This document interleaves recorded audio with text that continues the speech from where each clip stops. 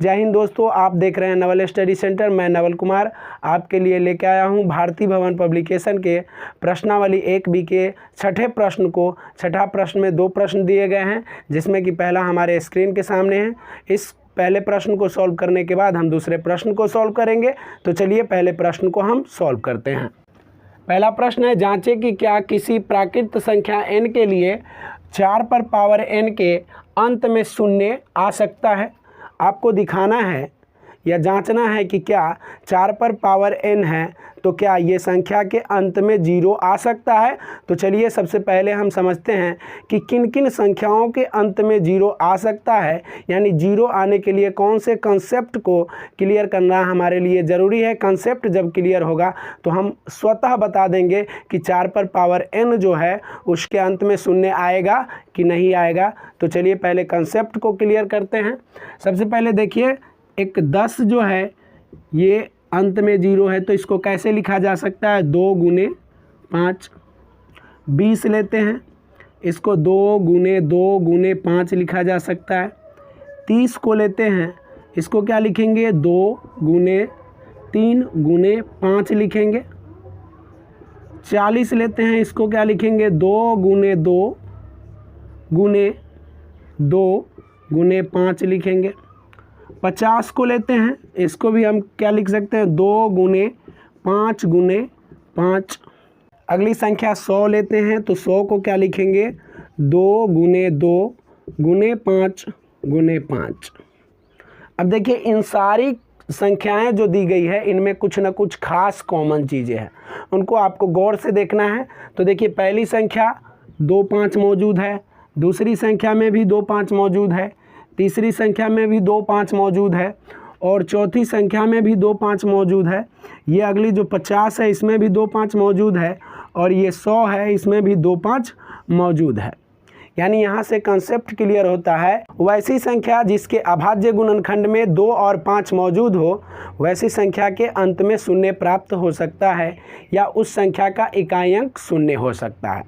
तो देखिए, हमें क्या दिखाना है कि जांचें कि क्या किसी प्राकृत संख्या के n के लिए 4 पर पावर n अंत में शून्य आ सकता है। तो चलिए हम देखते हैं, 4 पर पावर n है तो इसको क्या लिख सकते हैं, 2 गुने 2 पर पावर n।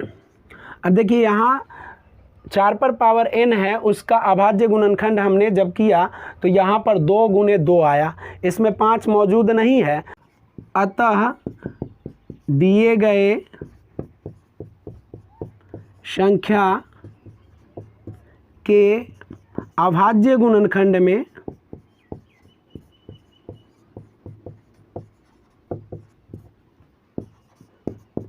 2 और 5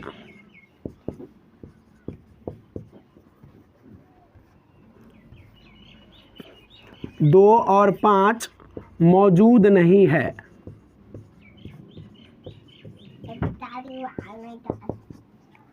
2 और 5 मौजूद नहीं है, इसीलिए 4 पर पावर n शून्य पर समाप्त नहीं होगा। 4 पर पावर n शून्य पर समाप्त नहीं होगा।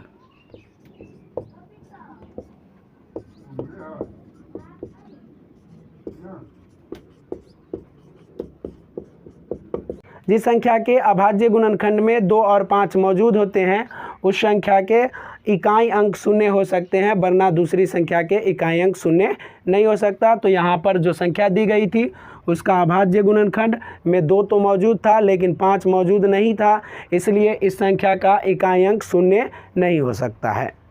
तो हमारा दूसरा प्रश्न है, इसमें दिखाना है कि जांचें कि क्या किसी प्राकृत संख्या n के लिए 15 पर पावर n के अंत में शून्य आ सकता है।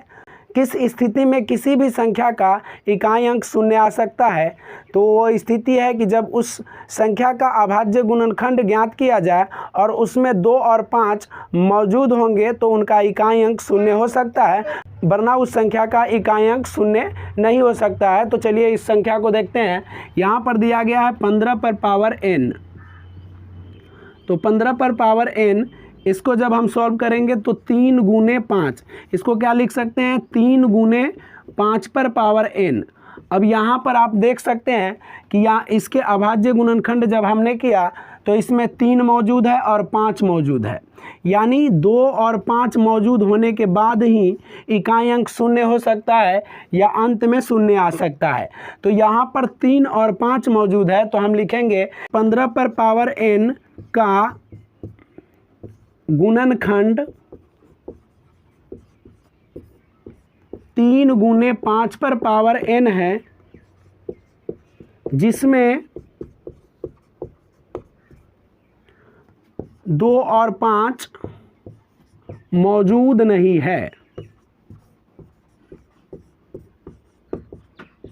इसीलिए 15 पर पावर n का इकाई अंक शून्य नहीं होगा।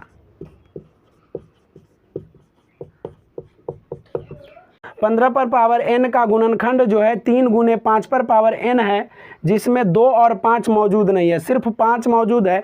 इसमें चाहिए क्या, 2 और 5 दोनों जब होंगे तो उसका अभाज्य गुणनखंड में जब 2 और 5 दोनों मौजूद होंगे तो संख्या का इकाई अंक जो है शून्य हो सकता है, लेकिन यहाँ पर 2 और 5 मौजूद नहीं है, इसीलिए 15 पर पावर n का इकाई अंक शून्य नहीं होगा।